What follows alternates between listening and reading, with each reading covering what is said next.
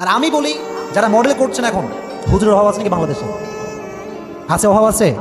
যদি কখনো মনে হয় যে আমি আল্লাহর রাস্তায় চলবো আর হারাম কাজ করবো না, আমার একজন দিনী পার্টনার দরকার, আমার সঙ্গে যোগাযোগ করবেন, আমি মিলে দেবো ইনশাল্লাহ। পড়েন, বলিউডের একজন সুপারস্টার আপনার এই যে সানা খান, একজন নায়িকা, উনি বিয়ে করছে একজন মুফতি সাহেবকে।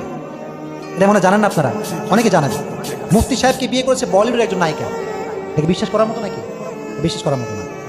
তো অনেকে বলতেছে, দেখছো হুজুরের কাজ, দেখছো কাজ কাম নাই, একটা বলিউডের নায়িকাকে বিয়ে করছে। আমার সঙ্গে একটা আপনারা ম্যাটারে আসেন, একটা বোঝাপড়ায় আসেন।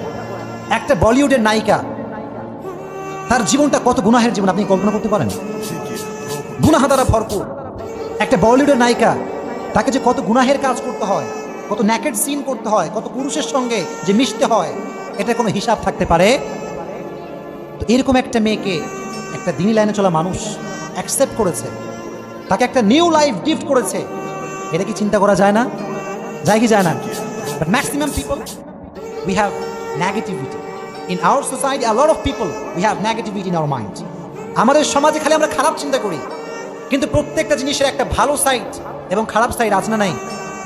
আমরা যেন ভালো সাইড নিয়ে ভাবি। আমাদের সমাজে দেখবেন অনেক সময় মানুষ চেঞ্জ হয়ে যায়, চেঞ্জ হয় না? আগে গাঁজা খাচ্ছে, মদ খাইতো, জুয়া খেলতো, হঠাৎ করে দেখবেন সে মানুষটা ভালো হয়ে গিয়েছে। এরকম হয় কি হয় না? একটা কথা মনে রাখবেন, ভালো করে শুনবেন, একটা মানুষ যখন একটা লাইফ থেকে কাম ব্যাক করে, গুনাহের জীবন থেকে যখন ভালো জীবনে সে আসে, তার জন্য একজন দিনী লাইফ পার্টনার অত্যন্ত জরুরি। আপনি ভালো হয়ে গেলেন, আপনার বউ খারাপ, একটা খারাপ মেয়েকে বিয়ে করলেন। আপনি ভালো হয়ে গেলেন, হেদায়েতের পথে আসলেন, টু দ্য রাইট ওয়ে, আপনি আপনার লাইফকে লিড করছেন, কিন্তু আপনি বিয়ে করেন একজন খারাপ ছেলেকে। তো লাইফটা আবার এর মোড়টা ঘুরে যাওয়ার আশঙ্কা আছে না নাই?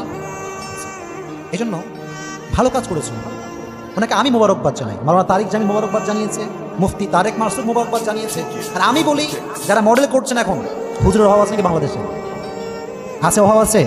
যদি কখনো মনে হয় যে আমি আল্লাহর রাস্তায় চলবো আর হারাম কাজ করবো না, আমার একজন দিনী পার্টনার দরকার, আমার সঙ্গে যোগাযোগ করবেন, আমি মিলে দেবো ইনশাল্লাহ। পড়েন, আমাদের মাধ্যমে, স্কলারের মাধ্যমে যদি একটা মেয়ে দিনের পথে চলতে পারে, সব গুনাহ ছেড়ে দিয়ে আল্লাহর রাস্তায় আসতে পারে, আমাদের কি অ্যাকসেপ্ট করতে কোনো সমস্যা আছে? চেঞ্জ করুন। আর একটা কথা মনে রাখবেন, কোনো ব্যক্তি যখন খারাপ জীবন থেকে ফিরে আসে, তার অতীত নিয়ে তাকে আর খোঁটা দেওয়া যাবে।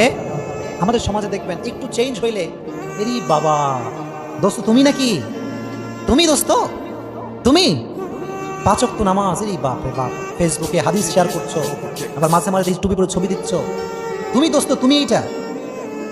এভাবে আমরা মোটিভেট করা বাদ দিয়ে ডিসমোটিভেট করি, ডিমোটিভেট করি, এটা ঠিক না।